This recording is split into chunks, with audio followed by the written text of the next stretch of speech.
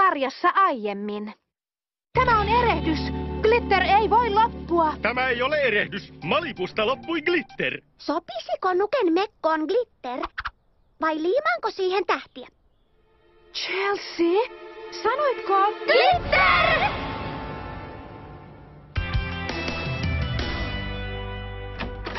Heippa Chelsea, näytätpä supersöpöltä. Hei, sinä taidat varmaan jakaa glitterisi siskon kanssa. Enpä usko. Minulla on vain purkillinen.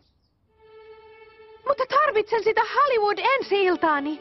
En voi näyttäytyä faneille ilman glitteriä. Pidän glitteristä. Sen tunnusta, Chelsea.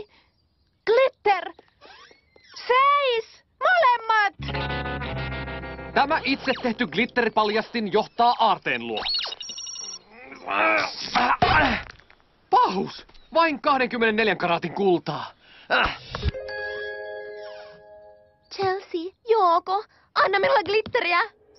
Tee tarjous, josta en voi kieltäytyä. Minä vaihdan sen tähän kivaan heppaan. Saat loput, kun saan glitterin. Hän häpäisee perheen. Kiipeä hakemaan Barbin glitteri. Hän on taatusti jemmannut sitä.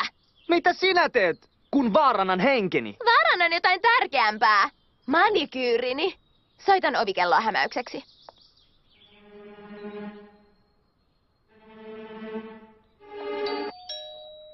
Niin? Sehän on suosikkini Barbin siskoista. Mikä oli nimesi? Mikä tuo käysi on?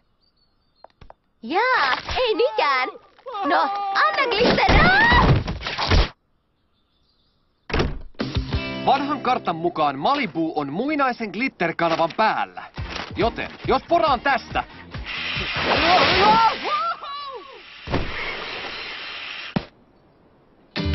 Chelsea, jos annat glitteriä, teen työsi kuukauden ajan. Putsaatko myös Blissan kissanhiekat?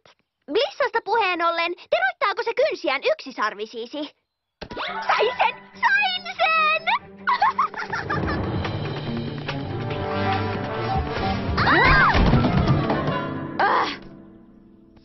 Moikka! Glitter! Yes! Kimaltava, tyylikäs ja pitää ruuankin tuoreen.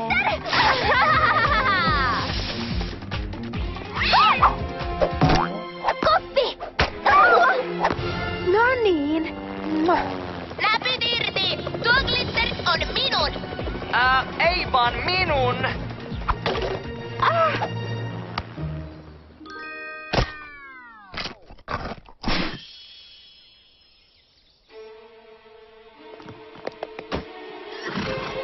Pysähtykää nyt! Kauheaa!